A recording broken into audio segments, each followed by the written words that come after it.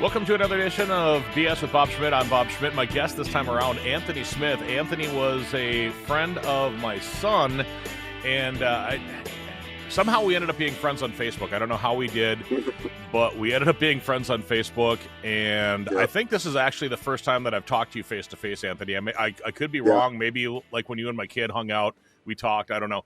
But I followed you on Facebook, and I've seen some of the successes that you've had. And I thought to myself back when I was doing my Fall Rise Give podcast with my buddy Kumar that this guy would be a good person to have on as a guest. But we quit doing that weekly, and we're only doing it monthly now. And I thought to myself still that I'm watching you do stuff like you met with the governor, you started a business, you got married, you're clean and sober, you seem like a good dude. So I'm like, you know what? I'm going to invite you on. So Anthony, welcome to the show. Hey, thanks for having me, Bob. Who is Anthony Smith? I'm just a regular guy with big dreams, man. I got big dreams. I've always had big dreams. I feel like I have a purpose, and I was tired of selling myself short, man, and so, I'm a person that wants to make a difference out here, dude, and change people's lives, not just my own, not just make money, but I want to do good. I want to do good by my family. I want to do good by my employees, man, and but other than that, I'm just a regular guy who likes to fucking laugh, and do fun stuff, watch movies, and yeah. How were you selling yourself short, Anthony? I was selling myself short when I was getting high and drinking, man. I was selling myself super short, dude. Like I've had a lot of good opportunities, like between now. Well, I wouldn't say now. I would say 3 years ago. My sobriety date is November 21st, 2021. And I'm sorry, November 28th, 2021. So between that time and I would say probably like 2009, I've had plenty of opportunities, man. And I was just selling myself short by just making the wrong decisions. You know what I mean? And I just got tired of it, dude. I'm better than this, and I got tired of it. And, I decided to give that shit up, dude. So you lived in a small town. You lived in, a town of like 50,000 people. Yep. And, I grew up in the Twin Cities. So, I grew up with millions of people. You grew up in a town with 50,000 people. Was it difficult as a young man to grow up in a town that was, that small? Yeah, it definitely was, dude, because before I lived in La Crosse, I moved to La Crosse probably 2005. Before I lived there, I lived in Cedar Rapids, Iowa, and that's where I was born. And that was a little bit bigger. But then moving to La Crosse, it was just it was a lot of small town, man. And I'm being me, I'm half black. It was hard for me to fit in and find where I fit in at. And so it was definitely hard, man. It was definitely hard, but I ended up looking back, I love La Crosse and what it's done for me, I definitely love La Crosse. So, all right. So you brought up the half black thing. So being a mixed kid, living in a small town like La Crosse, which is like when I moved there in 1992, there was like 5 black guys. That was it. And then all of a sudden, then it exploded, and there's obviously more black people there now than there was. But was it hard to be the kid that stuck out? Because you're a bigger dude too. So here you're mixed and you're larger than a lot of the other kids, and all of a sudden, it's like, oh, that kid's did you get the trouble tag on you? A little bit, I had braids, and so people weren't used to that when I moved there, and right. Yeah, man, it was weird. I was in a weird spot, dude, where I didn't fit in with the white kids, and I really didn't fit in with the black kids either. You know what I mean? Mm-hmm. Because I either wasn't black enough or I wasn't white enough. And so it was a weird spot, dude. It was a weird spot, until about high school, where the population and the diversity started growing more. But in middle school, it was a weird spot to be in for a little bit. I'll bet it is. See, I've got two mixed grandchildren, so nice. That's something that they're going to have to deal with when they get older. Right now they're cute little babies. Right. And La Crosse has grown a lot. And so, it might be a little bit different, who knows? But they'll have to Hmm. deal with something like that for sure. Like they definitely will. And even like being white, if you go to like a bigger city being white, you know what I mean?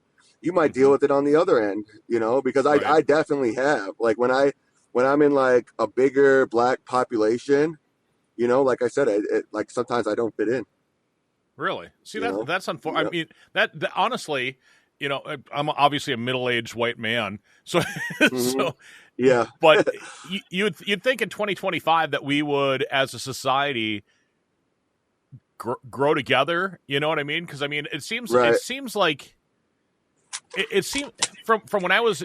What are you? How old are you? 20? You're 30 years old? 31? 31.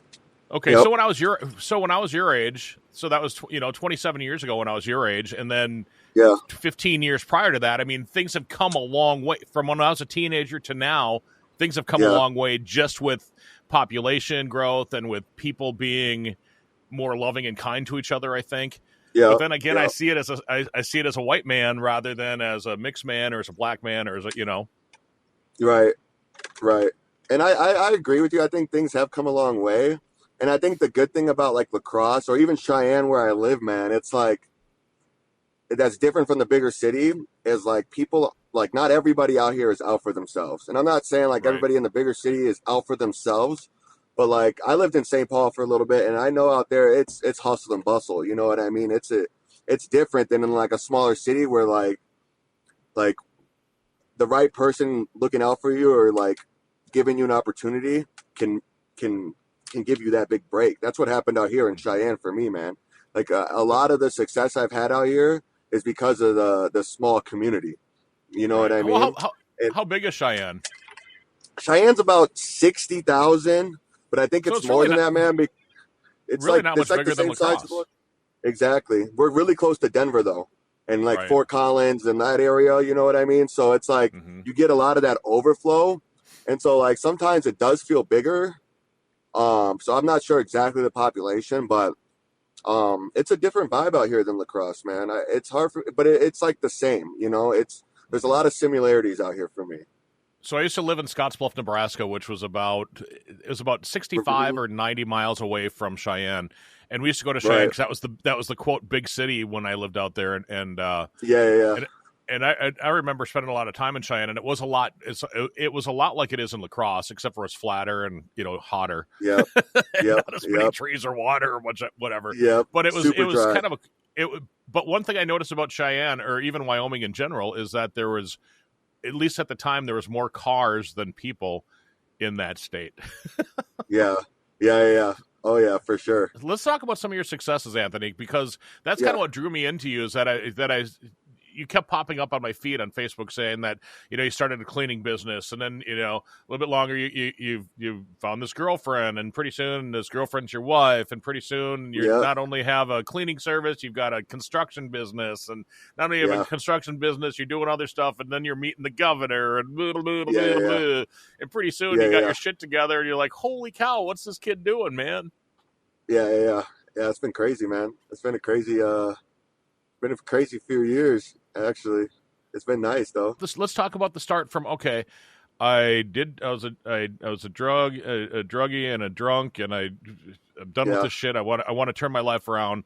It's November 28th. You want to hear the story? Hell yeah. November 28th, 2021 is the day I went to treatment. I went to treatment at Hazelden Betty Ford. It was a pretty expensive treatment.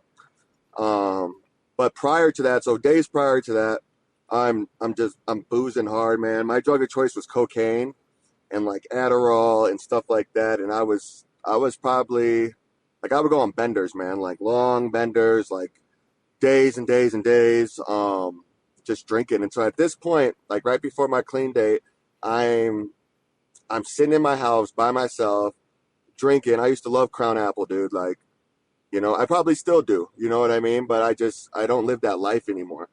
But I'm sitting on my couch and I'm drinking. I'm getting high, man, and I'm like, fuck, like I gotta stop doing this. Like I was on the verge of killing myself, dude. I was just like my family was done with me, right? And so before that, I was working for the union, right? And I had great benefits with them. And so I'm sitting there drinking. And I'm like, man, I wonder if my benefits are still active with my union. And I was like, well, I'm gonna try. So I call Hazelden and Betty Ford because I've been there before. I've been to treatment probably like 4 or 5 times before this. And they run my insurance. They're like, yeah, man, you got 30 days left of insurance. You can come out here. I'm like, okay, cool. And so I go out there the day before Thanksgiving. I drive out there, and I'm all messed up. I get there, I'm feeling good, and then they give me like some volume and some stuff like some sedatives or whatever you call it, and it Right. knocks me out. I wake up, and when I wake up, I'm like freaking out. I'm like, oh God, like I made the wrong decision. I end up leaving, right? And so I probably left November 27th, 2021. All right, I get back home, I go back out, and then I'm just having all these bad feelings again. I ended up calling them again. I said, hey, I made a wrong choice. I shouldn't have left. Can I come back? And they're like, yeah, we still have your bed. So I ended up going back November 28th, 2021, and I stuck through it, man. I stuck through the 30 days. It was terrible. It was probably the worst 30 days of my life. I was withdrawing. I was coming down off of drugs. Alcohol withdrawals were terrible for me. And it was horrible, dude. Like, it was a horrible, like, 15 days. But then what I did was I was like, I started speaking to mental health people, like a therapist. I got on some anxiety and depression medication, which really helped me. And I wasn't doing it for anybody else at that time. Like, when I would try to get clean before, like I would always do it for somebody else, whether it be like probation or a court or my parents or like even my son. You know what I mean? Like, I was finally doing it for me. That's what you have to do it for, though. I mean, I've heard You it from have other to. people that when you start doing it for somebody else, it doesn't work. But when you say, okay, I'm the most important person here, I need to do stuff for me, then all of a sudden things seem to take off for people. Right. Yep. I had to. And so I didn't tell anybody I was going up there. I went up there, finally ended up reaching out to my mom. She was done with me at that point. My mom has been like my backbone, but she was just tired of my shit, man. And and then after that 30 days, I got out, and I surrounded myself with people in recovery. I go to NA. I'm a NA member, and do you still go now? oh yeah, for sure, dude, for sure. Nice. Yep. I try to make at least 3 meetings a week, dude. I have to, Really? man. I have to, dude. And it's not like I'm still craving or nothing like that. I've only had one craving, man, and it was a big one, and it was when I was at the Eagles-Chiefs game, tailgating. It's terrible craving. I ended up having to call everybody in my support circle, and then it went away. You know what I mean? But other than that, I don't have cravings. But it's just for me, like going to meetings, man. It helps me share my story to hopefully help somebody. But I also get to see that person that's coming in that was just like me. You know what I mean? And that lets me know, like, I remember that. I remember that pain. You know what I mean? I remember that feeling, and I don't want to feel like that, And so, and I also got friends in recovery and stuff like that, So I definitely still go to meetings. When I stop going to meetings, that's when I should be worried, Right. So Yeah, man. do you reach out and help other people that are going through problems themselves? Oh yeah, man. I do. Sometimes it works. Sometimes it doesn't. Like, a lot of times when people are like, "Man, how'd you do it?" and I tell them, they're like, "Oh, I probably don't have to do that." And I'm like, "All right," like, "Oh, I wasn't that bad," And I'm like, Right. "Okay." I'm like, Yeah. that's just how I had to change everything. I literally had to change everything, and so. Right. But Well, there's some let me people that. Yeah, go ahead. I was just going to say, so you said that you're sitting on your couch, back in November of 2021 and Yep. thinking to yourself that you have some insurance left.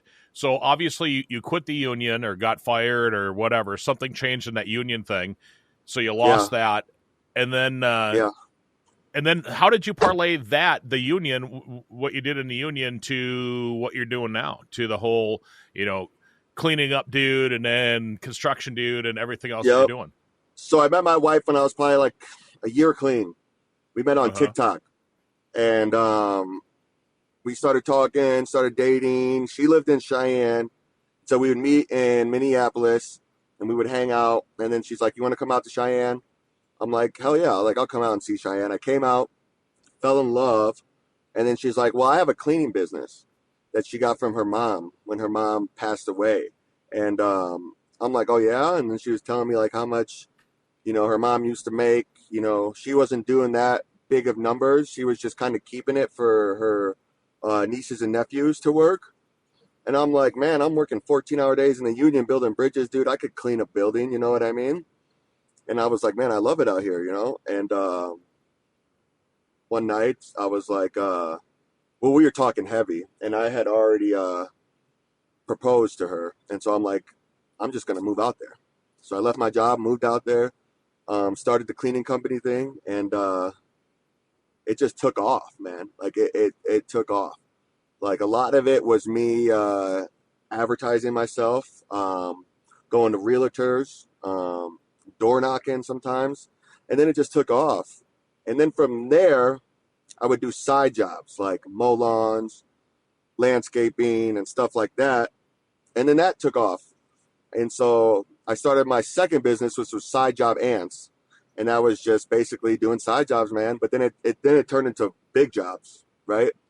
And so from there, I met my partner, Steve Green, who is also in recovery. I met him in the rooms. And he can build anything. This guy can build anything.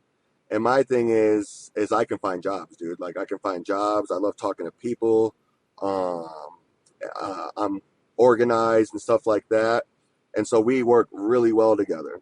And so then that's how we started Cheyenne Construction Solutions at the beginning of this year. And so what I did basically was, dude, I was working hard in the union, bro. Like I was working super fucking hard. And I was like, if I can do that hard of work for somebody else, if I could do that for myself, like I'm going to take off. And people thought I was crazy. They thought I was crazy, man. But it's been working out, dude. Like we're doing very well this year for our first year in business. And then my cleaning company is doing really well.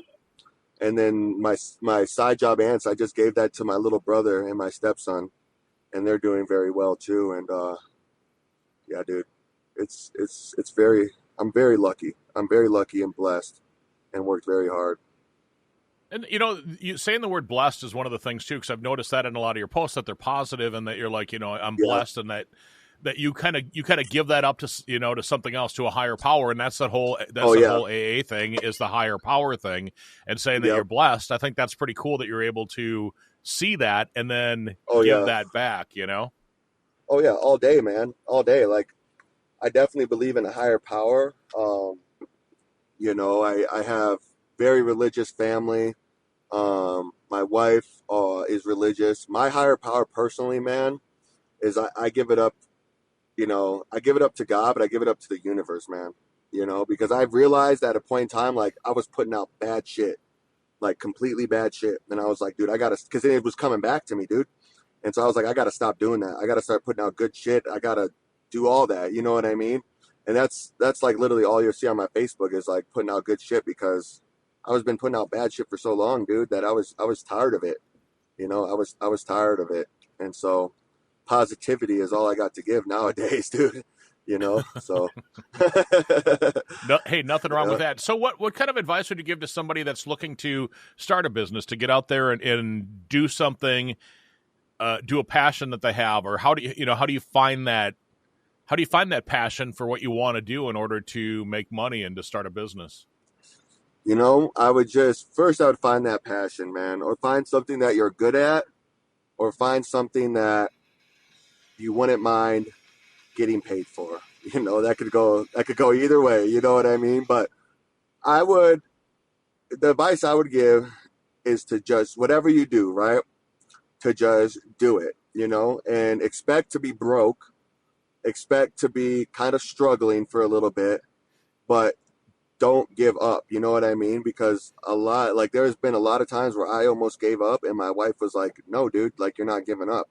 And I'm so glad I didn't, because like I would have fucking sold myself so short, dude, if I would have gave up. So my advice to them would be not to give up, and to find something that you can do, market yourself, and just do it. Don't wait until, the time is right, or I have money saved up. Just do it.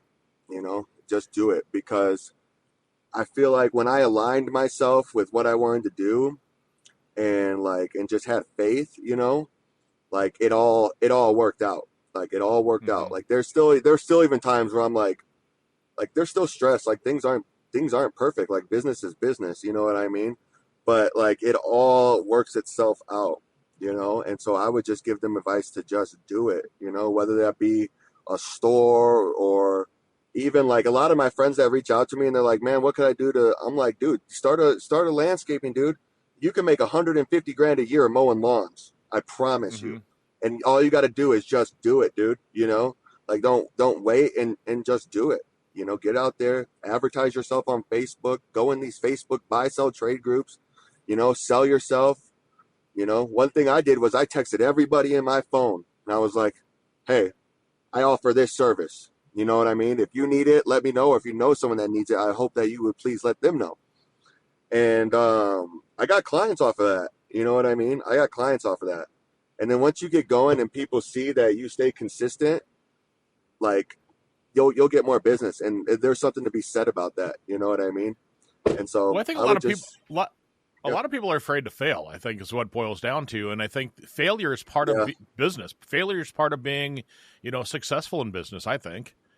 yeah. Oh yeah, for sure, dude. Like I wouldn't even call it failures. I call them lessons. You know what I mean? Huh. Like this Good way of looking lessons. at it. Yeah, I've had a lot of lessons for sure. And they just make you better, dude. Like they make you better. You learn from them. You learn to get better. And or you give up. But I think giving up is the worst thing you can do. You know what I mean? I think giving up's the Oh, worst thing you can do. Yep. Anthony, what are some of the biggest lessons that you've learned? The lessons that I've learned is stay prepared. Stay prepared. A lot of the anxiety that comes with this business stuff is because you're not prepared. And so if you prepare and get everything done that like you're set out to do, you won't be anxious. You won't have that stress and stuff like that. And then another lesson is, especially in business, man, always have contracts, always have an agreement with the customer, always do good work, always finish the job, always get a signature, even with friends and family and stuff like that. It's just good business for both people, you know what I mean? And then another Hmm. piece of advice, or just a lesson, is great communication. Like a customer loves great communication.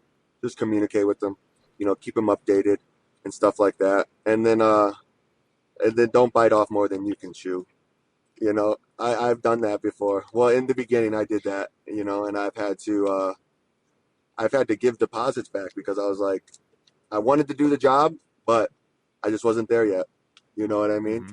And so Hmm. instead of not doing the job right, or getting sued, I reached out to the customer and I was like, I can't do this job. I need to give you your deposit back. And they respected that, But the lesson for me was, don't bite off more than you can chew. Yeah, don't Yep. half-ass stuff either, man. If you don't, Don't because if you half-ass do that, it's nothing. that bites Yep. that ends up biting you in the ass a lot of times. How Stand did you learn behind these? your work. How did you learn these lessons? You're a young dude. How did you learn this stuff? Uh, I learned them the hard way, man, for sure. I learned each and every one of those lessons the hard way. Not the communication one, because I like to communicate a lot with customers, and a lot of that had to do with just always having a boss and having Hmm. communicate with them. But the lesson about giving the deposit back, I had to learn that the hard way. I was supposed to take Right. a trailer out, a mobile home, demo it, and this was when I was my only employee. And I charged the lady. I gave her a bid for 25 grand. She accepted it right away. I'm like, damn. Come to find out, everybody else's bids were like 40, 50 grand. I'm like, oh my God. I come to find out that just getting rid of that trailer to have somebody come get rid of it was 30 grand. I was like, oh God, I did not bid this enough. So I was stressing for like 3 days straight. I had this lady's deposit money. So finally I Right. called her. I'm like, hey, I can't do this. And she was like, that's fine. Just give me my check back. And I was like, okay. And Well, she was cool. it, She it was was cool it was about it. it was She could cool. It have was not just the been cool. pride. She could have not been cool. Exactly. Yep. Nope. She was cool about it, man. And so yeah, she was cool. And then just the contract thing, like I had a customer that tried to steal one of my employees and have them underbid a job for me. And the employee was in on it too, so I had to fire him. The customer was pissed that I fired him. And like 30 days after we completed their job, I ended up firing the guy for trying to underbid me on another job. And so this customer, after they found out, 30 days after I finished their job, and they told me, hey, you did a good job, they paid me, they wrote me a letter saying, since you fired your best employee, I want $2,500 for substandard work and for you firing your employee, or I'm going to bash you on Facebook and Google, and I'm going to take you to court. And I was like, what? And so I was getting shaken down. And so I had to speak to a lawyer, and I showed her the contract I had with them, and she's like, your contracts have to be better. And you have to have a contract that when the work is completed, like, you have to have them sign it. And I was like, she's like, your contracts are very vague and weak. And I was like, well, I've never had this problem. Like, we have 55-star reviews online. You know what I mean? I've never had a bad customer before. And so this one, like, it hurt. I lost sleep because I was like, did I do something wrong? But after I spoke to my lawyer, she's like, you're just getting shaken down. You know what I mean? And so after that, I tightened up all my contracts, man. They're a little bit longer now. But the way I explain it to the customer, it protects both me and you. You know, if I don't do my job, you know, this helps you. You know, if you try to shake me down, this helps me. You know what I mean? So, yep. So it's kind of a cover your ass is what it boils down to. So basically, with the guy that was going to shake you down, I would have screenshot that. I would have posted it up on Facebook and said, you know, Joe Blow, that's what I told him. Here's what he said he's going to do, and this guy's full of it. You know, I would have gone. Yeah, he never bashed me on Facebook. I sent him a cease and desist. I showed him the screenshot of his text messages that he sent me, and after that, he left me alone. That's good. So yeah. So last week on Facebook, you were hanging out with the governor of Wyoming. How does it? Yep. You know, how does Anthony Smith end up hanging out with the gov? Oh, that's crazy, dude. So I got a buddy that owns a roofing company, and he invited me to the Chamber of Commerce luncheon, and I'm sitting like 4 seats away from the governor. I didn't even know it. All of a sudden, he goes up to give a speech, and the speech was killer, man. Like, when he was done, I stood up and I was clapping. I look around, I'm the only one standing up. I'm like, oh, man. And so it was a good speech. I was like, man, I felt that, you know? And then so after the luncheon was over, I'm like, I got to go meet this guy. You know what I mean? So I went over there. I introduced myself. I introduced my company, and I was like, keep an eye on us. We're going to be the best. We're going to be the best company in Wyoming. And he was like, I'm looking forward to it. And I was like, I never met a governor before. He was like, well, you can call me Mark. And I was like, okay. And so I was like, can I get a picture with you? And he was like, yeah. And so we took a picture, and then he had to jet off and go probably do some governor stuff. But yeah, it was cool, man. I'd never met a governor before. I was like, this is crazy. Like, the room I was sitting in was just like a bunch of business owners, and the general of the Air Force Base was sitting by the governor. I was probably 4 seats away from them, and I was just like, this is a surreal moment for me. You know what I mean? Right. And yeah, it was super cool. Did you give him your business card? I did. Yep. Good. I was going to say that would have been a missed opportunity, man. Yep, I did. You could have been like, hey, if the Wyoming White House needs something, here's my card, man.